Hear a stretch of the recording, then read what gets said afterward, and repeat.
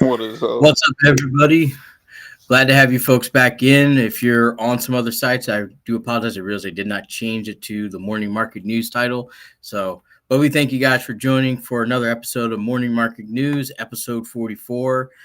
So, welcome in. My name is Sal. We got Cody over here, guy who got me into crypto, and we just love talking about finance, stocks, crypto, and everything involved about building your portfolio and building your wealth and business, finance, crypto, stocks, doesn't matter. We talk about it all. So definitely glad to have you guys in here. If you can hit that like and subscribe button and share the video, it really helps. We just want to get our name out there as much as possible for you guys. And the more people that chime in, the more information we have and the more fun it is to talk about finance. That's just how it is. Because we know this, at the end of the day, this is very boring stuff to talk about.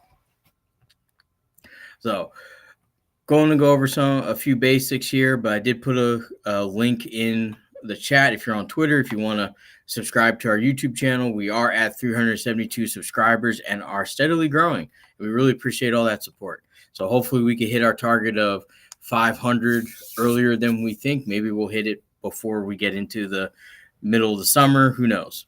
But really appreciate everyone that wants to spend some time in here, chat with us, and watch our programs and everything. And if you guys want to watch all the replays, they're all up on YouTube and Rumble. They're all there. You don't take down anything. It's all there. If we do have to take down something, it will be posted on either Twitch, Rumble, or Facebook for you guys too. But generally we keep it PG, so we don't really have to, nothing's really too controversial about trying to save as much money as you can, invest as much money as you can, and build your financial future. So let's have some fun talking about it, and we're going to go over some of the basics. A lot going on in the crypto world. Looks like everything's headed for an upwards trajectory. We got Bitcoin over 70K, Ethereum getting close to 4K. We have XRP still holding in the mid 50 cent range. We got Solana still holding in the 170 range. We have DOT getting close to $8. We have Litecoin still holding in the 80s. And we also, we're going to quickly talk about later on in Quant, still holding just shy of 100 at 94, kind of hovering between $94 and $98. But we do have the Greed and Fear Index at 64. Market cap is up to 2.63 trillion at 2.5% up. Trading volume is up 40% over yesterday at 77 billion. And of course, Bitcoin dominance is dropping at 52.8%, and Ethereum is at 18.1%. And of course, as always, we're coming down slowly in the stock market off of the market highs. So we did break 40,000 briefly, but now the Dow's kind of dropping back down, although it looks like the futures for tomorrow looking like everything should be heading back up. And that's kind of interesting given all the layoffs, all the bankruptcies, and all of what's going on in the industry, in the markets right now, and in the economy.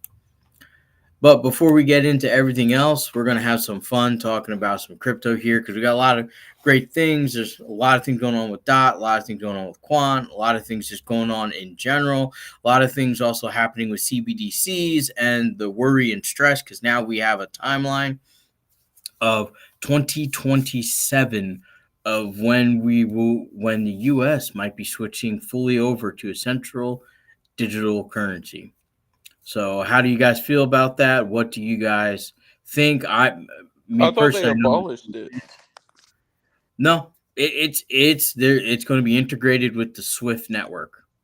Quant is like one of the most known people for CBDC. Like yesterday, I Googled CBDC and I went on videos and Quant and people involved in Quant popped up. So people don't know this, but Quant is like one of the main players in CBDC, actually.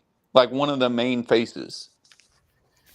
Oh yeah, and they are leading the charge, which is one of the reasons why I think the hardcore crypto investor does not like it because it's too centralized. But we guys got to understand it's coming. Whether people think so or not, it's coming. Now in the U.S., I think there'll be some backlash towards CBDCs because it kind of goes against the First Amendment with your pursuit of happiness. And part of that pursuit of happiness is the ability to do transactions without being monitored by the government. And that's basically what a CBDC has done. And if anyone doesn't know, China has already really done a CBDC. They made the yuan digital. And if they think you're a dissenter, they lock you out of your account so you can't buy anything. So how's that going to fare in our market? I also really wonder, I know it's kind of uh, not many people think about it, is that what's going to happen if we do switch over to that? Because cash transactions is the only reason why like gangs and drugs are happening. Because if they have to do everything on a digital currency, now there's a record of it, and they can't do that. They need no record of it. So that's going to be interesting to see, because it would stop a lot of fraud. If you switch over to a CBDC, fraudulent transactions, theft, it would reduce a lot of it. Now, loan scams and all that stuff will still happen, but like people buying stuff and then declaring it fraud won't happen, because you'll have your own wallet, your seed phrase, everything, and it will all be registered on the blockchain. So it's going to be very hard to dispute whether you didn't buy a transaction or not. And since we won't be using cards, you'll be using wallets. Your phone will become very, very, very, And very that's how Overledger valuable. comes in, because Overledger is an API, and it's a good API for these central banks. And Gilbert Verdian, and like I said, the whole quant team. We even pulled up what was it, the guy who was with JP Morgan for like 20 years. He's the head Mhm. finance person of quant. Yeah, they're all that is the main face of the CBDC. Like, quant is the epitome of that with Overledger. And I even used Overledger, and it's mainly for banks who want to create like digital applications on Overledger, so you can send them to like Ethereum or any chain. That's what an MDAP is, multi application. Like, you can just send it to any blockchain, connect it to any blockchain. That's why quant is going to succeed when it comes to that. Exactly. I just don't know if the US will be using quant, or most likely US will always come up with their own stuff. It's heavily Or related to the UK. Like, right yeah, now, they're working with the UK regulated liability network, the RLN. yes, and they are partnering with 130 other central banks of countries. So the CBDCs are going to happen. They're most likely going to happen in the countries not involved with Western world and everything. Uh, I'm sorry, someone just sent me a quick text. But they're not going to be. They're going to be the first ones. Like we're talking smaller countries, populations under 10 million people, things like that. They're going to be the first ones to really go live. Then it's going to be BRICS and everybody, and it's going to be so, because everyone's trying to usurp the U.S. authority in the financial markets. However, I don't think it's going to happen. I don't think you can do it with CBDC. So, like, this is not like an apocalyptic thing. This is just people don't want that type of control over them, and you got to realize, like, nobody really wants to be beholden to somebody else. But given we have the biggest military, the most powerful one, as much as everyone else says, like, if we stop protecting everyone and we stop shipping out food, the whole world just kind of collapses in on itself. I know China, like, would their population would reduce by 70% in a few years just because they don't have enough food or energy to maintain their economy. But that's neither here nor there. But what Quant is going to do is it's going to start the process for all these countries to come on board. But I don't think the U.S. is going to join the Quant network. I think the U.S. is going to create its own stuff, own thing. Everything's going to be like U.S. owned, and then they'll just copy it.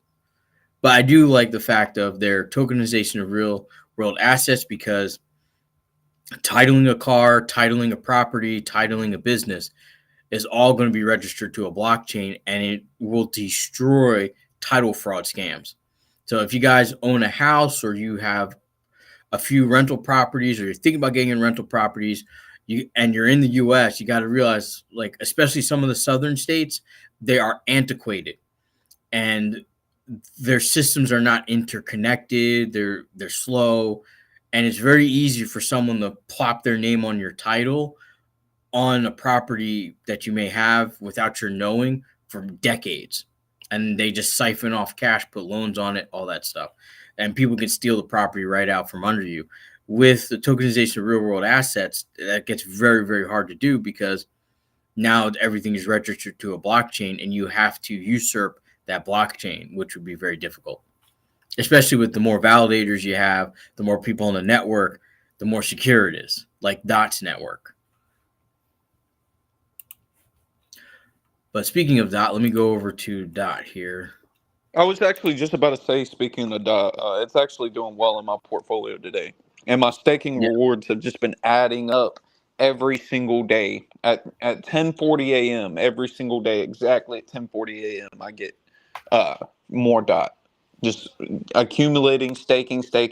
I'm almost at 1,100 Dot. Like that's almost like $9,000. Oh, absolutely. And I'm sitting, my portfolio is sitting very nicely with all the Dot that I have. So I'm not complaining. I will be adding more to it. I probably won't be destaking it until December of this year. Yep, I was thinking about doing Injective it and Polkadot. end of the yeah. I was thinking about taking it out at the end of the summer, but excuse me, it looks like not even to do it till next year. December at the earliest, net June 2025 at the latest. Because I it's going to put be hard just to say how this economy goes. I put just a tiny bit of my DCA in the Dot just so I can get more and more to add up on top of what I'm getting every single day. So it's just like I see Dot at least doing a 5 to 7x. Yes, and if you guys think it's too late now, you're not too late. You still have plenty of time to get in on this. I would just recommend dollar cost average, have a plan, and have an exit strategy. And I always suggest if you see life changing numbers in your portfolio, it's time to exit out. But if you're going to do stake things like Dot on validator networks, which Cody and I always recommend to do it through the Nano Ledger system because it's definitely way secure, much better security than most others. Make sure that you de-stake because it takes 30 days or 28 days to fully de-stake. And then you got to move it to an exchange and sell it off. So it takes time. So if you want to capture those, you don't want to have it staked when you're ready to capture those profits. Unless, of course, you're holding for longer term, which Dot will probably be around. I mean, it's been around a long time already through Oh, what, with two, its 3 block months? space model, it's gonna be around because the Dot token is gonna be used to buy block space, and that you can actually buy block space on the Polkadot network, and that's huge because a lot of blockchains don't even have enough block space to handle like big financial institutions using them. With the Jam protocol and Mm-hmm. everything, it's gonna stay around. Oh, absolutely. I don't. I think Atom may fall to the wayside because I think Polkadot and Chainlink are more efficient at Well, it. here's the Uh, thing about Atom.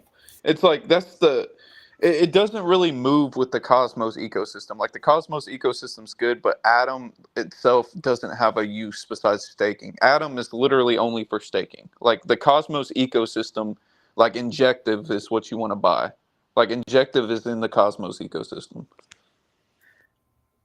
oh, absolutely.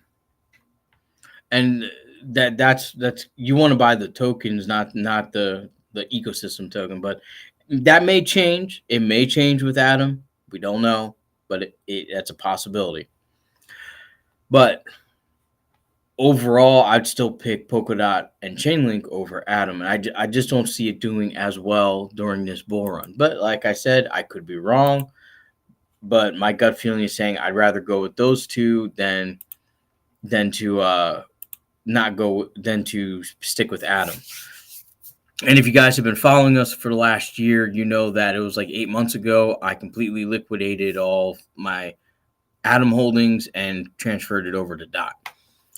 But I also have Chainlink, and Chainlink has been a big portion of my portfolio so far. I think it's about 11% right now. And I've been dollar cost averaging into it up until the last couple months. I just haven't really been putting much money anywhere, just kind of just holding that powder on the sidelines.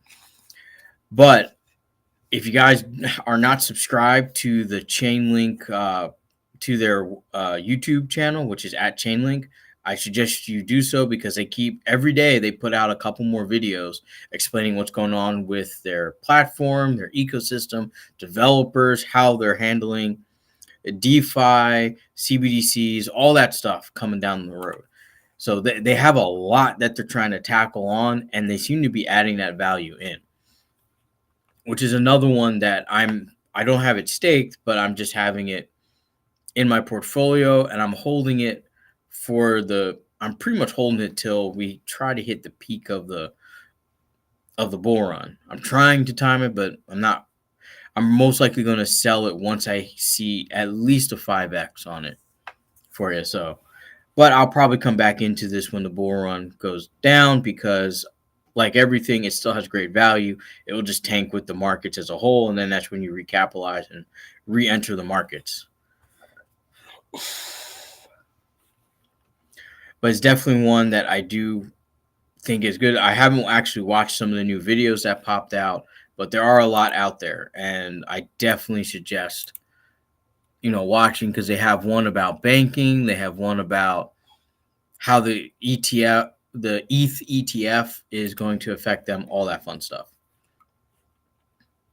But speaking of the ETH ETF, let me just pull up the Ethereum ETF, because this is, I don't think enough people realize how much of a game changer the Ethereum ETF is going to be, because it's going to bring more money into the markets. Two, because people who are outside crypto that don't really pay attention to crypto are going to see it compared to Bitcoin and say, this has more potential for ROI. So they're going to dump more money into it, which is going to cause the value to rise. But it's also going to cause more ETFs to form. And I think, despite my feelings about Solana, I think the next ETF is going to be a Solana ETF, although there's quite a few creators out there saying that XRP might be the next one. But either way, an altcoin is going to be the next ETF. I don't see XRP being involved with the ETF, but I do see Solana, maybe Injection, Quant, Chainlink, DOT. Those might become ETFs. So there's huge anticipation, a lot of positive energy around the approval. But what I can say is that Ethereum is going to start rising, and when Ethereum starts rising, all the other alts are going to start rising with it, like clockwork. Once Ethereum gets like 10-12% up, then you'll start seeing the alts start rising. And that might be a time to take a little bit of profits. Right now, I'm in a huge position on profit for my Ethereum holdings. I have been buying this and dollar cost averaging aggressively since the FTX collapse. When we had Ethereum at what? It was like the lowest was 750. Let me see here. My goodness. What's happening here? But I think it was, right around here. It's hard to see because there's stuff getting in the way. But it was right around here somewhere. It dropped. Yep, there it is. It dropped all the way down here. Somewhere down here it dropped. I'm pretty sure the weekly 52-week low is, I don't know, where the hell can I see this crap?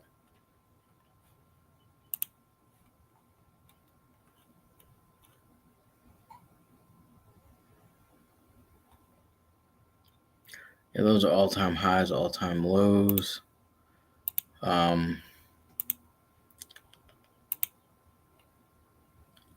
Yeah, it's not going back far enough. But I think we remember that time. It was like FTX was collapsing, Luna was collapsing. It was 2022. Like everything was just kind of going negative for crypto, and that's when we just started buying like crazy. Now I didn't get in at the 750. I saw it there, but by the time I was able to buy and start dollar cost averaging, it was from about 950 and just started rising upwards. So I've been dollar cost averaging in right up to when it was about 2,900. I stopped, and I think that was maybe a few months ago. Oops. So,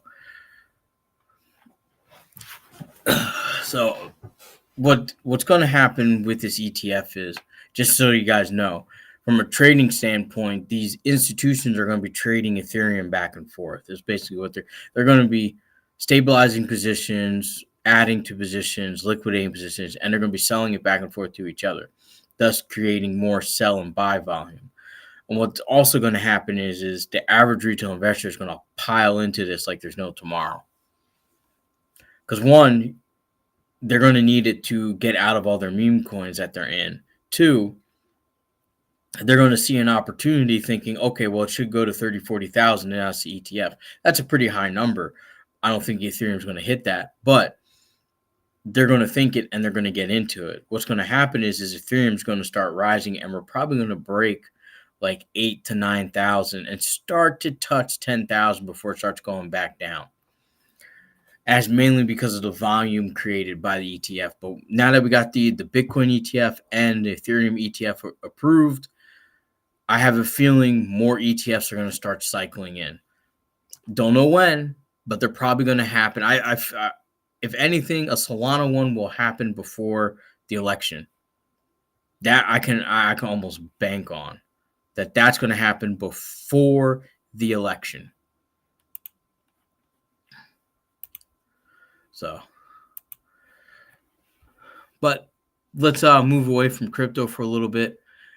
Talk about, because there are some things. We got another company going bankrupt here, and it's we got a couple companies. One, now this isn't just this one particular, in particular, but a lot of these contractors that work with FedEx, Amazon, UPS, that do the last mile distribution, these guys are all having cash flow crunches. They're going to have more layoffs. And these guys employ a lot of people at 80,000, 90,000. I think the average FedEx driver makes about 98,000, average UPS driver 130, average Amazon person makes about 70 to 80 on their own. I also know, because there's one of those Amazon just third-party contractors in this area that went bust there. So what's going to happen? How's this going to affect everything? I already can see fuel prices are dropping because we don't have as much trucks on the road. And I actually just got back from Atlanta, driving a client, moving them out to Atlanta. I drove past the Memphis shipping yards. That sucker, every trailer had a container on it. It was busy nonstop, trucks flowing back and forth. Didn't matter what time of year it was. This time I come there, it's like empty. It's like 70% empty. That is a very bad sign for the economy, because that means goods are not being shipped. That means services are not being utilized. This time in 2023, 2022, 2021, fuel prices has always been over, for diesel has always been over $4 coming into this from May to June, because of the traveling, the moving industry picking up, home buying, construction, goods being shipped left and right, retail companies preparing for Christmas. So goods are just getting shipped. Trucks are moving. Trucks are rolling. It's not happening this year. Matter of fact, there's record layoffs. We already had Yellow last year file for complete bankruptcy. Now we have all the smaller companies starting to trickle out. Moving companies starting to trickle out. Distribution companies starting to go bankrupt. Part of it is we've had, despite what people are saying, we've had the fastest wage growth in the history of the U.S. in a very long time. I can tell you, only 3 years ago, the average, let's just use my moving company for instance. 3 years ago, the average mover would start at $11.50 an hour. Now we're talking 14 to 16, probably going to be 18 to 20 before the year closes out, because nobody wants to do the jobs, which understandable. It's a hard job. You got to work all types of weather, got to work long distance. You got to do a lot, right? And it's very taxing on the body. People are wanting a little bit more money. Now that you got masses of people wanting more money, these businesses can't maintain the price, so they either got to raise the price or they got to go under. But also with companies like this guy right here, like this third party contractor, I have a feeling the cash crunch came from the insurance side, not just the payroll side as well, because the insurances are going up as well. And if payroll goes up, your workers' comp goes up, your tax liabilities go up, and of course your general liability and all that other fun stuff, it's just rising. So now, how are these guys going to operate when FedEx is mandating that the price go lower, and these guys are going bankrupt left and right? Trust me when I say that I have a feeling FedEx and UPS are doing this to push these third-party contractors out and basically reabsorb the hub and make it corporate owned. And that way they could control the prices and the efficiency of it. That's their mindset. So do expect the transportation and shipping industries are going to be laying off people left and right. Not to mention all the small businesses are closing up as well. But we do have another one here. We have another. I can't really play that one. Don't want to do it. Can't really. Dang, man. Just kind of want you to play. All right. So this is one of those discount stores. I can't really pull up, but it's the 99-cent store. Well known for being a dollar store. They are liquidating and closing all locations, as well as a few other retail places are closing locations and laying off more people. We already have Family Dollar closing 1,000 stores and laying off, I think it was about 40% of their workforce. More is to come, especially middle management and anyone that is not deemed essential to making money, which also means IT departments. If you got 100 people, I can guarantee you it's going to be 5. They're going to cut as many people as they can. They'll run problems. If there's an issue that they don't need to fix, they won't fix it. Things like that. I have a feeling that these layoffs are going to keep running into the election cycle. And that's going to bring a very interesting thing for people investing, how money is flowing, how the economy is going. Because if people don't have money, if they feel like they don't have money and they don't have a good job and they can't make it, they're getting laid off. It's going to be a pretty rough and stagnant rest of the year. I can already tell you, we're on the last legs of credit. We're on the last legs of it. And I've had it on videos before, on lives before. I've been telling you, millennials and Gen Zers are the biggest culprits of it. And of them, like 70% of the overall debt is held by one gender. And it's not looking too good because you want to pay for that lifestyle. You want to pay for the satisfaction now. If you're watching, I'm imploring you, if you want the rest of your life to be great, you have to sacrifice your 20s. Sacrifice your 20s, sacrifice your 30s, rest of your life will be great. Nothing in life is supposed to be fair. Nothing in life is supposed to be great. Nothing in life is supposed to be, you're not supposed to be continually happy. I keep telling you guys, not everybody's supposed to live a Rockefeller life. Only the Rockefellers can live a Rockefeller life. And we're starting to find that out here as more and more Gen Zers are getting booted out on layoffs, along with millennials and some of the boomers are just getting booted out. We have factories closing, retail fronts closing, service industries closing, industries that were originally recession-proof laying off and businesses closing. This is not quite the time to be saying I'm leaving a place because it's toxic. You can't. That luxury is no longer available. The free money has ended. Businesses aren't borrowing money at 0% anymore. Banks aren't lending anymore. So that means you actually have to make money to survive, for your business to survive. And if you're not making any money and managing the cash flow, then they're going to quickly go under. And a lot of people are going to walk into business one day, walk into work one day, and the business is going to be locked up and closed. And that's how you found out that you're out of a job. Trust me, been there. It sucks. And I recommend that you have a plan. Stop sitting here and saying, like, well, I need to feel good today. I'd rather feel good in 10 years when my bank accounts are great, my investments are up, I followed my strategy, I can get the things I want, or the economy goes up, left, back, forth, up, down. My finances are solid as a rock. It just means if it goes down, better opportunity. If it goes up, I still have opportunities, but I can do whatever the hell I want. That's what I recommend for you guys. I don't know how much to push it because these layoffs are going to keep happening. Oh, I And in do want to order for us mention this. oh, go ahead, Cody. I'm sorry.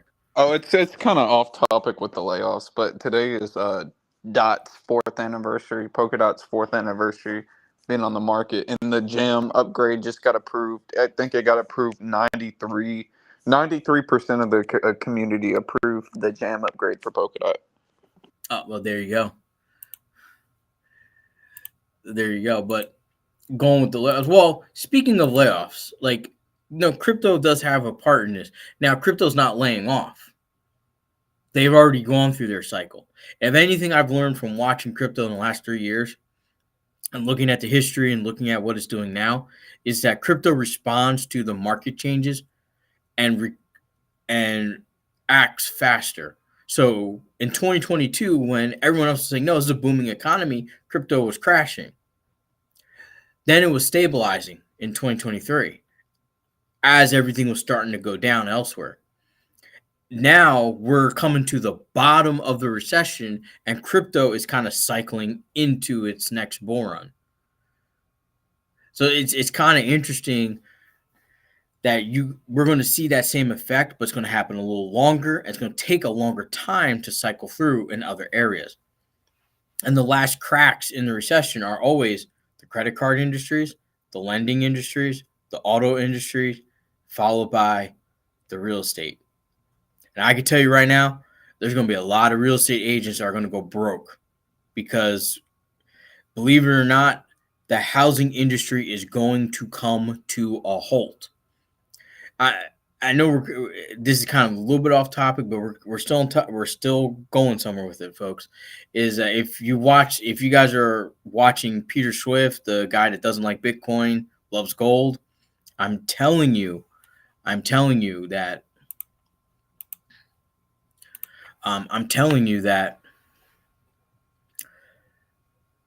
the houses are actually at the same price they were in 2022. If you analyze it based on the value of gold, Peter Swift is right. The value of the houses hasn't changed. What has changed is that we suffered 40% inflation in 2 years. Like things went boom, boom, real fast. Now we're kind of stabilizing, but we hit a different plateau. And unfortunately, with inflation, we can't go back down. Like prices can't go down now. We printed too much money. In order for them to go down, it's going to have to happen over probably the next 100 years with building more value, building more bucks, more value into the bucks that we have, things like If that. the world is even still around 100 years from now, which, but it would take a long ass time for us to have like a good reset, like a positive reset, a long ass time. And Oh, that's if, absolutely. no wars and crazy. But they say war is good for the economy, but, we'll just have to see. Even if we'll just have to see if the world's still around. I mean, we'll be dead, obviously, but. Oh, absolutely. And I want to kind of, I got a visual for you guys. So I'm going to switch mine to the main real quick here for you guys, right? So to get this for you guys in a visual perspective, right? This is $100, right? It's $100. What happened with inflation is that this $100 now only buys this much worth of stuff. Because when I was your age, this I as a single guy before I was married, You were I could good for a spend couple weeks. get $20. Let's put it, I could go to Subway 5 times with this. We're not even talking like a $5 footlong.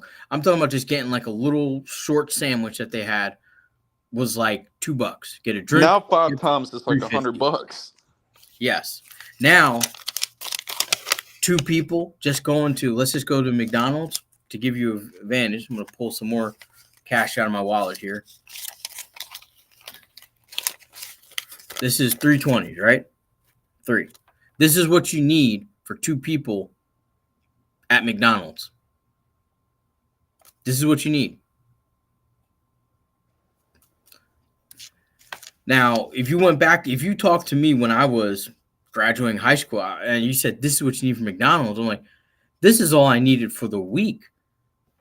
And it's hard to describe. I'm a Gen Xer. I know I look young. Take up my youthful looks with God when you get there.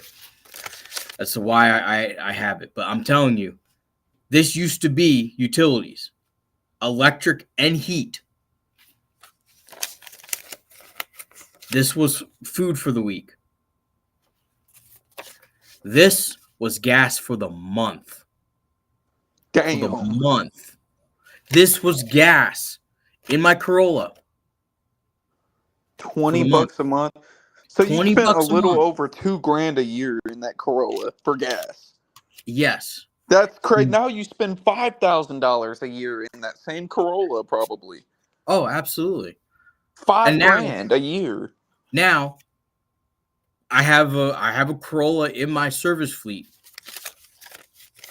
This is what it takes. It's about $55 to fill it. That's over double. $55. So now, this $100, I need 6 $100 bills to equal the same purchasing power this $100 had just 4 years ago. Just 4 years ago. Matter of fact, it's come to the point, this paper is worth more than the dollar, than what it's supposed to represent. That's what's happening. But in order to fix this, what really is this? This is just a physical manifestation of everyone's labor, time, and effort in the country. That's all this is. This is human effort and labor stacked in one little paper, right? Because we can barter, but I can barter with Cody and say, hey, I need you to do something for me. I can give you like a shank of meat from a cow. And Cody can say, okay, that's good. I'll take that today. But then in a week, I need him to do something else. He's like, well, I don't really need that. I need something else. That's what this is for. So that way I could give this to Cody for doing a job for me. And then Cody can take this and exchange it for other goods and services. That's how the value is built into this. It's being passed around to build value, and it keeps building value. So like you buy your car.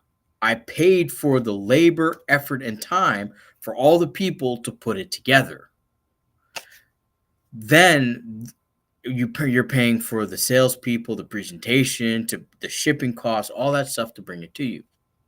Then they take that money, they give it to their workers, and then those workers take the money and they start using it for more goods and services. And then we keep getting more and more value into it. Where we started losing value was we started automation. So there's less people, less physical labor to make the goods and services that we were doing. So the value of this started dropping. We started just, instead of, having this and only surviving off of this, we doubled it. Before you know it, all of a sudden, now we're kind of in a catch-22. And all of this really started, it kind of started when we moved off the gold standard, but that wasn't really as nefarious as what people made it out to be. When we moved off the gold standard, we had 1.3 billion people in the world, and they were worried about population. And under the gold standard, 9 billion people can't have the same fixed amount of money. That means a lot more people are going to be destitute, so they had to move off to a fiat system. But now, since pretty much 9/11, we just been taking this and doubling it. And then we would double it again. And then we double again. And we double again. And double again. And double again. Before you know it, now we're here. We have like 24 trillion in debt. We're increasing it up to 20. Oh no, it's 28 trillion, and we're increasing it up to 32 trillion in debt. There's a live debt clock you can watch right now too. Oh, absolutely. I think it's like nationaldebt.org. But the thing is that we finance that debt. People always think like, well, who are we paying it to? Who do we owe that to? We are financing it with the future generations. And that's where people are getting scared about birth rates. Because as the future generations, as millennials and Gen Zers, and even coming Gen Alphas, are not going to have as many kids. There won't be as many people producing value into the system for the people who are there. We've hit a stagnation. We've hit stagnation. And this is going to be the last. We're going to have one more epic like economic boom. And then we're just going to start going back as a whole, as the world. It's just going to start contracting. Because what goes up must come down. And that's what's happening. And that's what people don't like. Because in order for the system to work, you need more people. You need more people. You need more people. You need more people. And financing the debt to future generations. That's why. Yes. That's why I was seeing news articles, about like people, like reporters getting pressed. They were talking about, oh well, Gen Z's not having as much kids. That's why they're frustrated about the birth rates and stuff, because need to keep finding, like, the boomers, like people talk about, oh, they bought their house for $2, as a joke, like that's finance on our generation now. It's just gonna it's kicking the can, eventually it's gonna crumble. Yeah, eventually you're gonna have no one to kick the can to. That's gonna eventually the game comes to an end. Eventually the music stops. Eventually the hens gotta come home to roost. Eventually the night comes. Nightfall hits. Now, is it going to hit in our age group right now? Maybe in 20 years? Maybe in 100 years? Maybe in 200 years? We don't know. But I do know is that we can't continue to keep kicking the can. The only way to really do it is to have a mass population drop, and that's what's going to happen. There's going to be a significant mass population drop. And that's going to force us off of the fiat and back on the gold. If anyone hasn't researched that experiment with the rats where they put like a set population of mice, all the resources that population will ever need and can sustain it up to 5,500 mice, before it even reached half of the capacity, the whole thing crumbled. That's what's happening with humanity. We're at that point. We're kind of in what is known as before we hit the nano age, the hedonistic phase, where most of the population is going to prioritize the now and their own immediate gratification versus doing something for the greater good or doing something for the long term. You have Gen Zers doing jobs that are needed to be done to maintain the systems that we have in place. And they're saying, this is hurts. I can't do this. I physically can't do it. There is a huge problem. And a lot of it stems from the food we eat. It's all pretty much garbage. And the nutrients have been drained out of it. Doesn't matter where you go to Europe. Doesn't matter when you go to America. And most people feel like shit. And they feel lethargic. And I could tell you, even myself, if we go back 20 years, right now I'd be considered, I am out of shape by all standards and points. I do work out. I own a moving company. I'm out on the truck. But I could tell you my strength and everything compared to anyone 30 and younger, I'm most likely stronger. Like, I was moving with this kid, and he works out a lot. He is in aesthetically great shape. We were moving a 400-pound adjustable base. It's a full set king adjustable base. Now those things, it's a steel frame. You don't have it. It's not in a like a 2 twin XL. It's one solid piece, right? So in order for you to lift it, and there's no places to grip. So your grip strength has to be on point, grip and lift. This guy who goes to the gym 6 days a week could not lift this. Me, being a fat, out of shape guy who comes from the Gen X era, lifted it up to my knees pretty easily and was able to walk and at least 30 feet before I had to put it down. And we would only walk maybe 2 feet. He had to put it down, pick it up, walk 2 feet, put it down, lift up, walk 2 feet, put it down. You know, something has happened. Something has happened in the grand scheme of things. See, even I have lost a lot of muscle mass, and I need to build it back up and go into the gym and stuff like that. But that will take a lot of time, especially eating a lot too, because I'm very skinny and slim right now. Like I used to be overweight. I used to be a very chubby kid, but now I'm skinny and I lost a lot of muscle, so I have to build that back up now and eat the better foods and stuff like that. Well, let me just put it to you this way. And I know this is kind of a little off topic, but it kind of bears to where we're heading economically. If you look at my dad was drafted, went through basic training, did all that stuff, went in the Marines.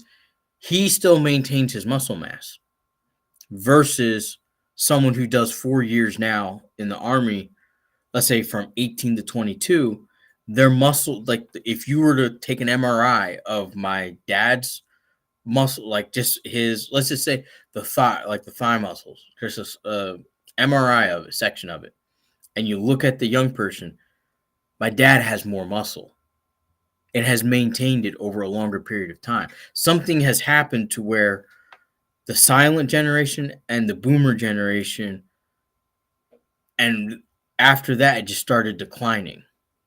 It just started slowly declining. Like if you look at any bodybuilder today and we go and compare it, I mean, forget bodybuilding. Let's just take a look at Mike Tyson. He's 60 years old. He's a boomer. He is physically stronger than 99% of top athletes today. Something happened. Something happened. If you guys don't believe me, I know a lot of you guys, we get a lot of Gen Xers and young millennials watching our channel. Go and watch some of the old Mike Tyson fights. Oh, I believe it. A lot of men had more testosterone, and the foods weren't estrogen filled with a bunch of shit back then. I mean, people actually had more muscle mass to them, and I actually had more mass to them.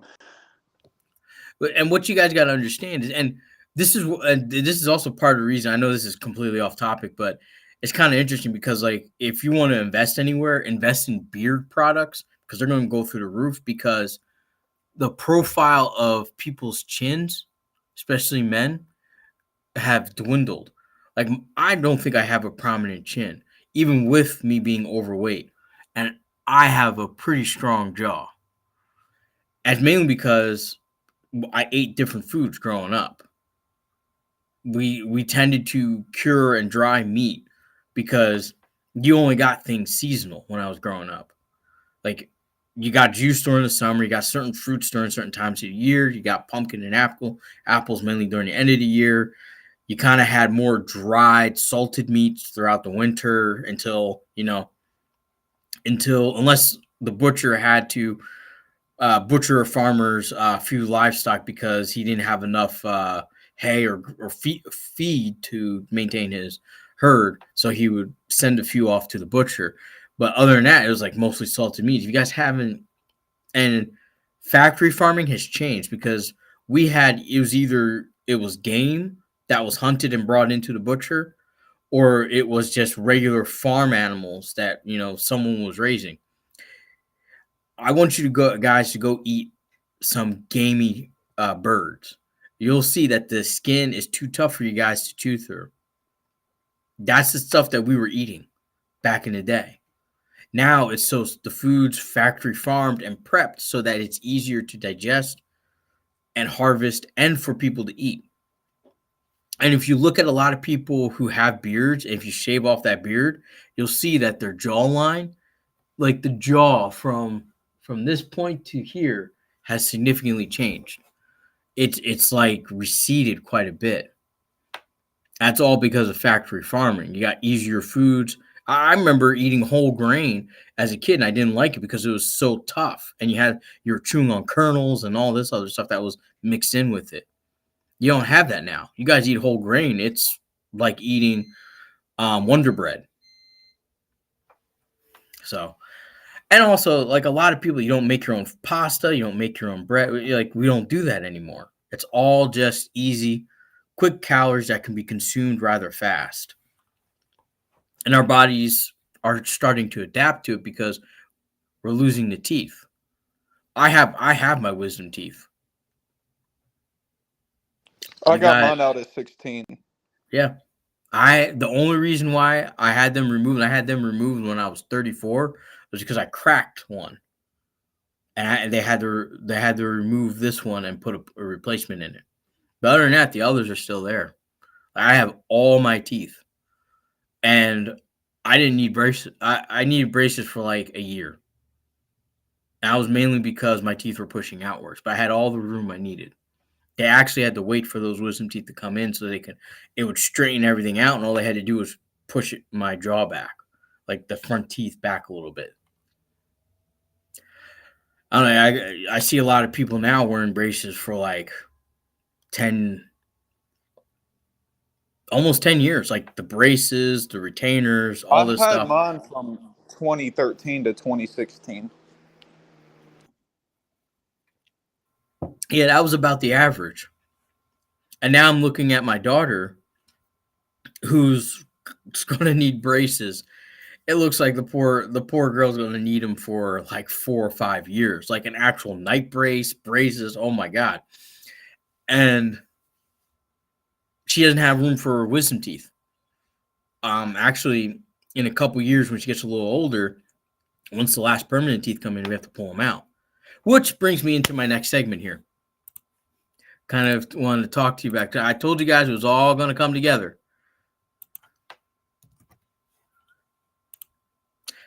Healthcare Inc.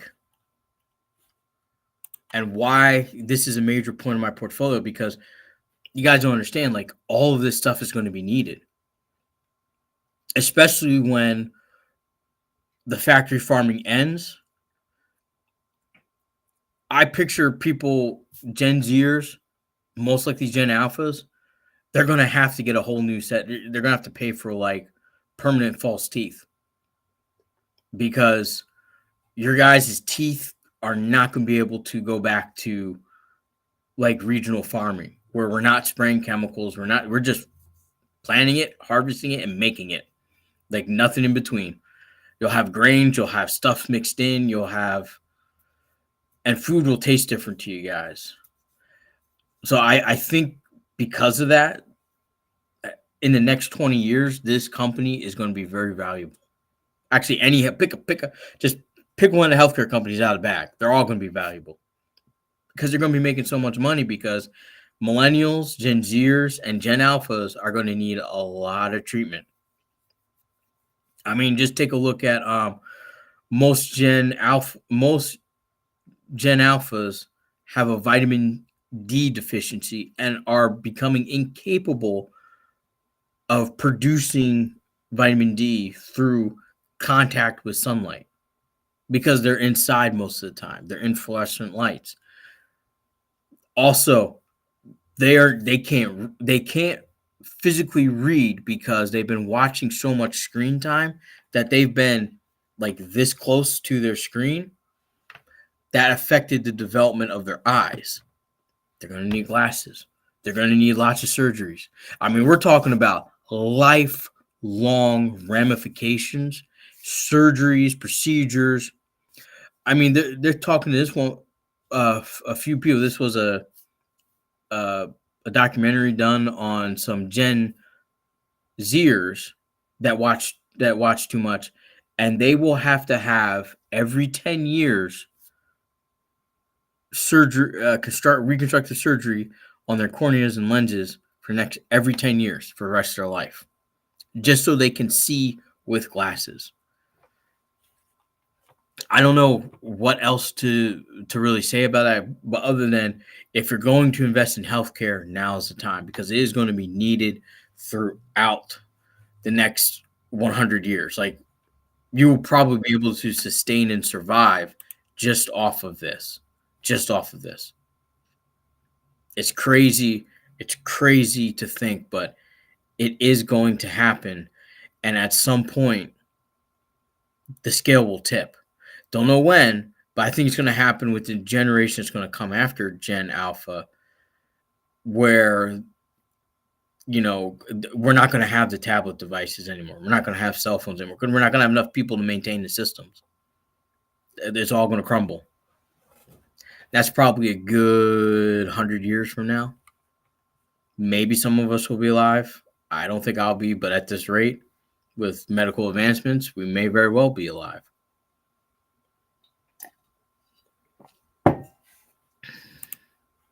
Kind of interesting to think about. Like, you don't really think about this stuff, but this is what investing is. This is what a lot of the big investors are thinking.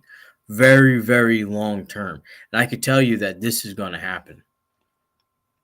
I could tell you that's going to happen right away.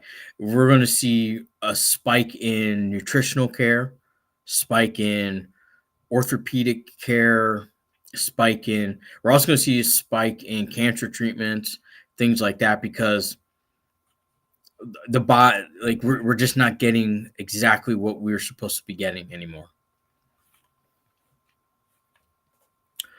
With that said, I'm going to wait for Cody to get back on here. I don't know if he's coming back on or not, but let me know if you guys have any questions. We'll put it in the chat. We do appreciate all you guys coming in. We got quite a hefty amount of people. We even got some people dropping in and out on Twitch. So we really appreciate that, and Facebook. Wow, so have quite a few people in for a Memorial Day. And I hope you guys are having a safe Memorial Day, safe if you're barbecuing, spending time with family, make sure that, you do everything in a safe and pleasant manner, so that, don't ever drink too much where you can't remember the night, because then you didn't really have fun. But let's see here.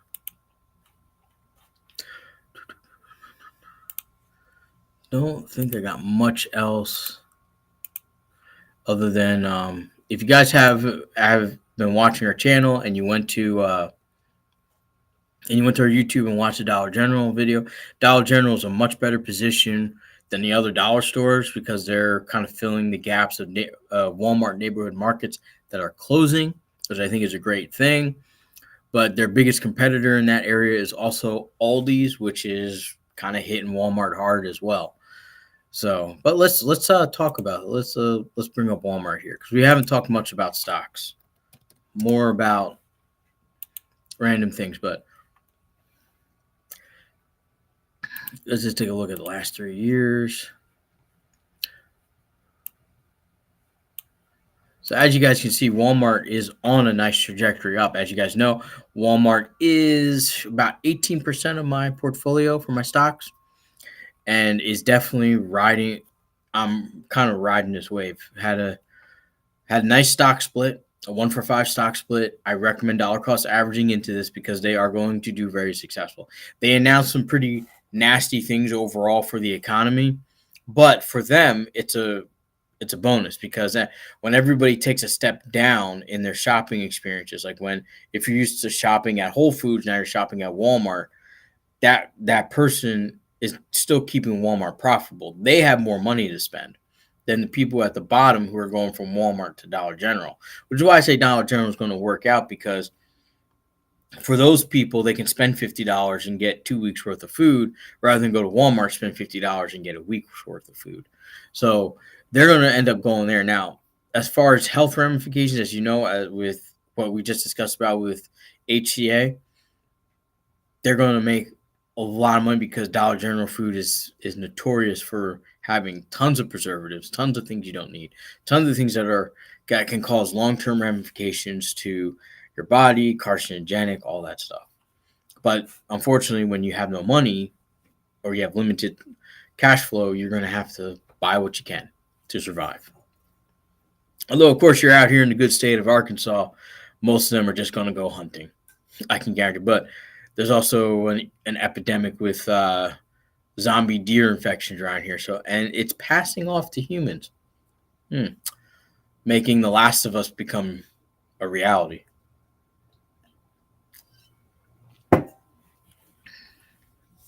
Just kind of interesting. Just kind of interesting. So, but with that said, guys, not really too much else going on. I want you guys to have a safe day out there. More videos to come on our YouTube channel. I'm going to be editing them and putting them up today. So, but like and subscribe. We're at 372 subscribers. So keep helping us grow and subscribe. If you're on Twitter, just go into the link in the bio. Go hit up our YouTube channel. I did put it into the chat, the link to our YouTube channel. So if you want to go there, give us a quick subscribe. Really appreciate it. With that said, guys, I'm going to be checking out. Hope you